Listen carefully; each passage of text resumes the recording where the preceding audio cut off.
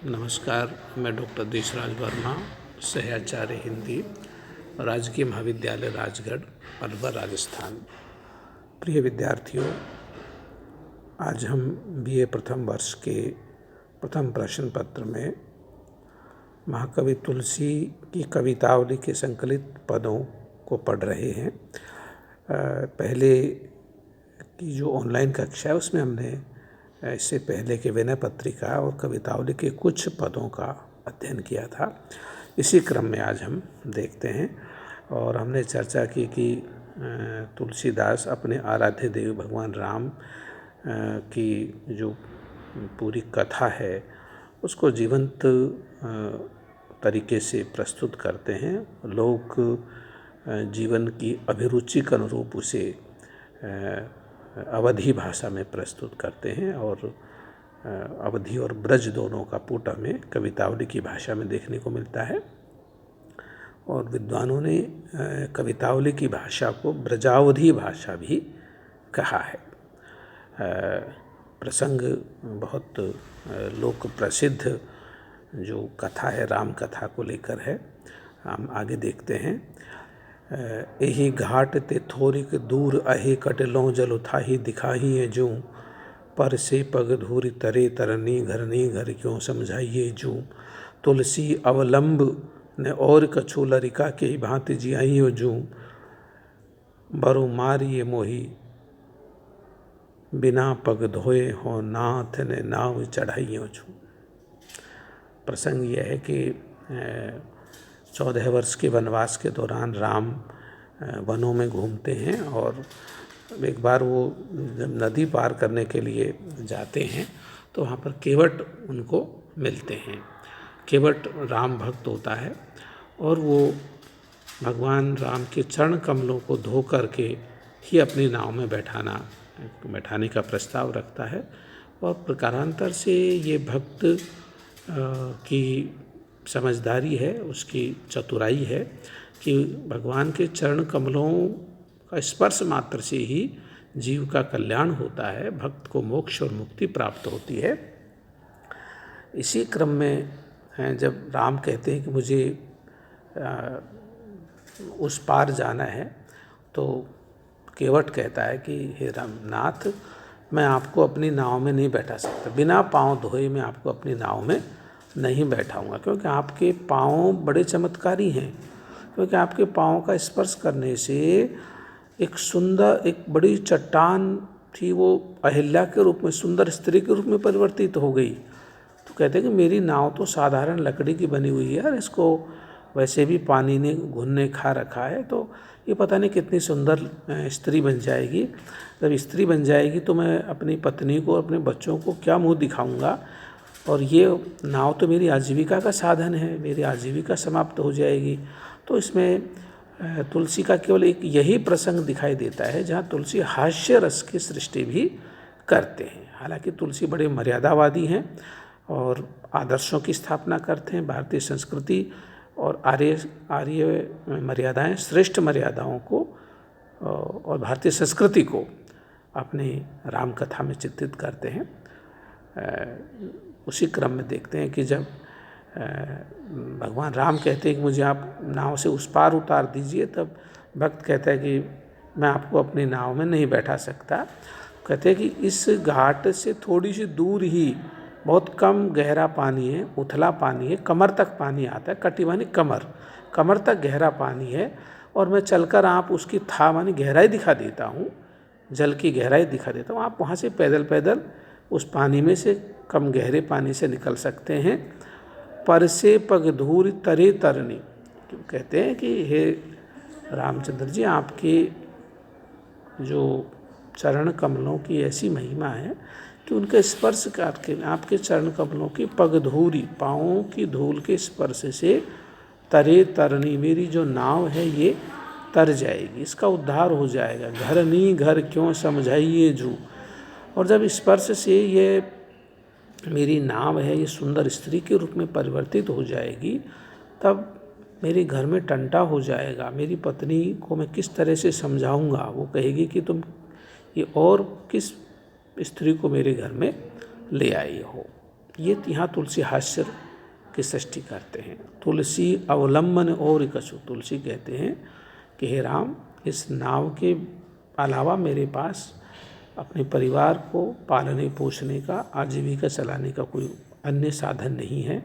लरिका के ही भांति जियाइयों जो, इस अगर ये नाव सुंदर स्त्री के रूप परिवर्तित हो गई, मेरी आजीविका का साधन समाप्त हो गया, तो मैं अपने लरिका अपने बेटे, अपने बच्चों का किस तरह से पालन पोषण कर पाऊंगा, जियाइयों जो जिला पाऊंगा, उनकी आजीविका को का निर्वहन कर सकूंगा। बरु मारिए मोही, कहते भले ही आप मुझे बरु मानी चाहे आप मुझे मार दीजिए, बिन पग धोए हो नाथ, हो मानी मैं, हे नाथ, हे स्वामी, मैं बिना पाँव धोए आपको नए नाम चढ़ाइए, जो अपनी नाव में नहीं चढ़ाऊँगा। अब यहाँ देखिए भगवान राम के चरण कमलों की महिमा, उनकी पग धूरी, पाँवों की धूल की महिमा को तुलसी केवट प्रसंग के माध्यम से बड़े रोचक और नाटकीय ढंग से इस प्रसंग की यहाँ अवतारणा करते हैं, जिससे पाठक का चित्त द्रुत हो जाता है, पाठक इस कथा में रुचि लेने लगता है, उसके मन में प्रसन्नता का भाव होता है। मतलब भक्ति में कहीं भारीपन नहीं है, भक्ति सहज रूप से और लोक रुचि और लोक भावना के अनुरूप तुलसी इस प्रसंग को यहाँ पर व्यक्त करते हैं। अगले पद में हम देखें कि उदधि अपार उतरत नहीं लागी पार, बार केसरी कुमार सो अदंड के सो डांडी गो, बाटिका उजार अच्छ रक्षण मारी भट्ट, भारी भारी राउरे के चाउरे से काढ़ी गो, तुलसी तिहारे विद्यमान जो वे राज आज कोपे, पाँव रोप सब छूछे कैसे छाड़ी गो, कहे को ने लाज पिए आजहु ने आए बाज, साहित्य समाज गढ़ रांड कैसे भांडे गो। तुलसी इस कवित्व के अंदर लंका दहन के प्रसंग और उसकी भयावहता और हनुमान के पराक्रम, उसके कौशल और लंका के उजड़ने और जलने के जो दृश्य हैं, जो बिंब हैं, उनको यहाँ पर चित्रित करते हैं। और ये जो रावण की पत्नी मंदोदरी है, उसके मुख से, या कहें कि मंदोदरी अपने पति रावण को समझाती है कि वो किस तरह से बहुत तीव्र गति से वो वानर आया, किस तरह से उसने लंका को जलाया और सारी लंका को जला करके वो वीरान उजाड़ बना गया। उसके लिए अंत में एक शब्द का प्रयोग तुलसी करते हैं, सहित समाज, राक्षस समाज को या पूरे लंका में रहने वाले लोगों को, गढ़, सारे गढ़ के निवासियों को, रांड केसो भांडी को, भांडा मानी बर्तन, रांड के भांडा मानी जो विधवा स्त्री का जो घर है उसमें बहुत कम सामान होता है, बहुत दीनहीन अवस्था में वो अपना जीवन यापन करती है। तुलसी कहते हैं कि हनुमान जी उस लंका को जला करके विधवा स्त्री के घर के समान इस लंका को उजाड़ गए हैं, सारे सामान जले भुने पड़े हुए हैं। उस दृश्य को, उस बिंब, कहीं उन गतिशील बिंबों को तुलसी इस कवित्व में एक साथ रखते हैं, उनकी सृष्टि करते हैं। उदधि अपार उतरत नहीं लागी पार, कि उदधि माने होता है समुद्र। हनुमान जी एक छलांग में सारे समुद्र को पार कर जाते हैं। लागी ने पार मतलब बिल्कुल भी समय नहीं लगाया, क्षण भर में लंका के लिए एक छलांग लगाते हैं, समुद्र को पार कर लेते हैं। केसरी कुमार, केसरी कुमार हनुमान सो अदंड कैसो डांडी को, वो कैसा अदंड है, मतलब अदंडनीय है वो, कैसो डांडी को, वो किस तरह से जो पराक्रमी हनुमान है, जो कि हम जैसे अदंडनियों को भी दंडित करके चला गया, मतलब कहने का मतलब हम जैसे समर्थ लोगों को भी किस तरह से अपने पराक्रम से दीनहीन बना करके वो चला गया है। बाटी का उजारी, उसने क्या क्या किया लंका में आकर के, उसने वाटिका, अशोक वाटिका को उजाड़ा।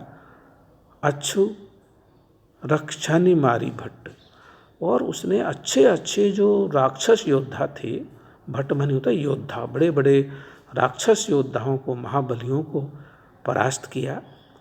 उनको परास्त करके अशोक वाटिका को उजाड़ा। भारी भारी राउरे के चाउरे से काटे को, कहते हैं बड़े बड़े भट्ट योद्धाओं को इस तरह से रौंद गया जैसे कि ओखली में कूटने से कूट कूट करके चावल निकाले जाते हैं। इसी तरह से सारे बड़े बड़े योद्धाओं को वो हनुमान इस तरह से मार पीट करके, अपने पाँव से रौंद रौंद करके वहाँ छत विच्छत करके चला गया है। या यूँ इसका एक बिंब ये भी उभरता है कि बड़े बड़े राक्षसों की हड्डियों को ऐसे तोड़ तोड़ करके, बिखेर करके चला गया जैसे बहुत बड़े चावल की बालियों से कूट कूट करके चावल के दाने अक्षत इधर उधर बिखर गए। ये जो बिंब है ये भी हमारे सामने उभर करके आता है। अब यहाँ भारी भारी शब्द में हम पुनरुक्ति प्रकाश अलंकार की छटा को भी देख सकते हैं। तुलसी तिहारे विद्यमान जुगराज आज। अब वो कहते हैं, तुलसीदास कहते हैं कि वो जो रावण की पत्नी, एक दूसरे प्रसंग में हम जो मेघनाथ की जो पत्नी है या मंदोदरी कहती है कि युवराज आज, की आज मेघनाथ जैसी युवराज के होते हुए भी कोपी पाँव, गुस्से में वो वानर, कोप माने क्रोध में आकर के वो भरी सभा में पाँव रोप सब छूछे के छाड़े को, अपना पराक्रम से अपना पाँव जमा करके गुस्से में अपने धरती पर पाँव पटक करके सारे दरबार के लोगों को जैसे छूछी के छाड़े को, जैसे छूछा करके चला गया और सबको बलहीन श्रीहीन करके चला गया। बड़े बड़े योद्धा दरबार में उसको देखते ही रह गए। कहे कि ने लाज पिए। अब वो कहते हैं, मंदोदरी कहते हैं हे प्रिय, अब कहाँ तक कहूँ, कहते हुए भी लाज आती है। आप जैसे पराक्रमी को किस तरह से वो दीनहीन बना करके, श्रीहीन बना करके चला गया। आज वो ने आएगा, लेकिन इसके बावजूद भी आप हे लंकापति रावण, मेरे पति, मंदोदरी कहती है कि हम आज भी बाज अपने कर्मों से बाज नहीं आ रहे हैं। आप सीता माता को आज भी मुक्त नहीं कर रहे हैं, रामचंद्र जी को नहीं लौटा रहे हैं।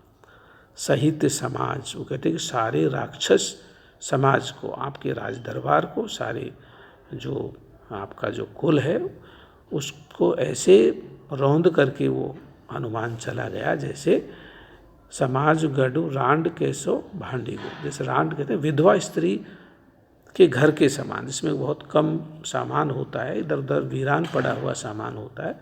इस तरह से अब वो सारे दरबार को मैं आपको लज्जित करके, पूरी जो राक्षस जाति है उसको लज्जित करके चला गया।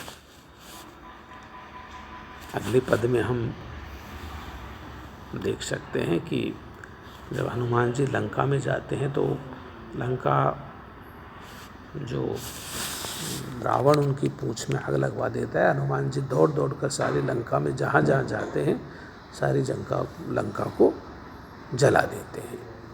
उस लंका के दहन, लंका के जलने के प्रसंग को तुलसी यहाँ भयानक रस के माध्यम से और एक आग के जलने के पूरे दृश्य को, गतिशील बिंबों को हमारे सामने चित्रित करते हैं। बालधि विशाल, बालधि कहते हैं पूंछ, हनुमान जी की पूंछ, विशाल पूंछ जो कि आग से विकराल ज्वाल जाल मानो, जैसे आग के लपटों का एक पुंज पूरा समूह जल रहा हो, ज्वाल जाल लपटों का समूह हनुमान जी की जो जलती हुई पूंछ ऐसे विशाल पूंछ दिखाई देती है।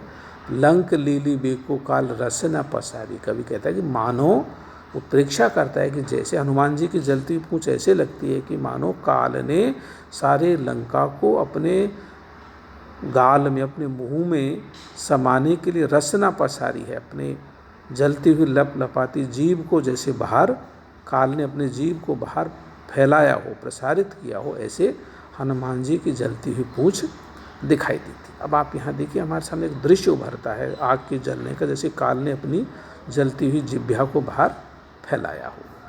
केंधो, अथवा यहाँ आप संदेह अलंकार भी देख सकते हैं कि ये अथवा मतलब अनिश्चय का भाव, कभी ऐसा लगता है कभी वैसा। कैसे कैसी कल्पनाएं, कैसे कैसे दृश्यों की सृष्टि यहाँ पर तुलसी करते हैं। केंधो व्योम बीथी का बरे हैं भूरी धूमकेतु, कभी कभी जलती हुई लंका हनुमान जी की पूंछ ऐसे दिखाई देती है कि जैसे पूरा आकाश धूमकेतुओं से भर गया हो। व्योम मानी आकाश, आकाश वीथी का, सारा आकाश विभिन्न प्रकार के तारे और धूमकेतुओं से भर गया हो। तारे टूट टूट कर, जैसे आकाश में टूटने वाले पिंडों को धूमकेतु कहते हैं, कि आग की लपटें और चिंगारियाँ ऐसे लगती हैं जैसे आकाश में धूमकेतुओं से भर गया हो। वीर रस वीर तरवारी सो उघारी, कभी कभी तुलसी कहते ऐसे लगता है कि साक्षात वीर रस ने वीरता से ओतप्रोत होकर अपनी तलवार को बाहर निकाल दी, और उस तलवार की चमक और लपट और चिंगारियाँ सारे आकाश में भर गई हो। तुलसी सुरेश चाप के दो दामनी का लाभ, तुलसी कहते हैं कभी ऐसे लगता है, सुरेश मानी होता है इंद्र, देवताओं के ईश सुरेश, जैसे इंद्र चाप, जैसे इंद्रधनुष की छटा फैल गई हो। या दामुनी का लाभ, बहुत आसमान में काले बादलों के बीच में, दामनी कहते हैं बिजली, जैसे बिजली चमक गई हो, बिजली की तड़ित, एक तड़ित का प्रकाश फैल गया हो। केंधु चली मेरु ते कृषाणु सारी भारी है, या फिर एक ऐसी कल्पना करते हैं, ऐसे लगता है कि जैसे सुमेरु, मेरु माने सुमेरु पर्वत में कृषाणु सारी, कृषाणु कहते हैं अग्नि, आग की एक बहुत बड़ी नदी सरिता बहती हुई चली जा रही है। ऐसे भयानक भयानक दृश्यों की यहाँ पर तुलसी अवतारणा करते हैं, उनको अवतरित करते हैं। देखे जातु धानी अकुलानी कहें, जातुधान कहते हैं राक्षस, जातुधानी माने राक्षसियाँ। तुलसी कहते हैं कि बड़े बड़े राक्षस और राक्षसियाँ अकुलाने, व्याकुल होकर इधर उधर दौड़ रहे हैं, भटक रहे हैं अपने प्राण बचाने के लिए। कानन उजार्यो अब नगर प्रजारी है, तुलसी कहते हैं कि वो राक्षस और राक्षसियाँ आपस में एक तरह से विलाप करते हुए, चित्कार करते हुए कहते कि उसने कानन माने बगीचा, तो अशोक वाटिका तो उजाड़ ही दी है, अब नगर प्रजार, उसने सारी लंका नगरी को भी आग में जला दिया है, प्रज्वलित कर दिया है। सारी लंका नगरी अग्निमय ज्वालामयी हो गई है। धन्यवाद।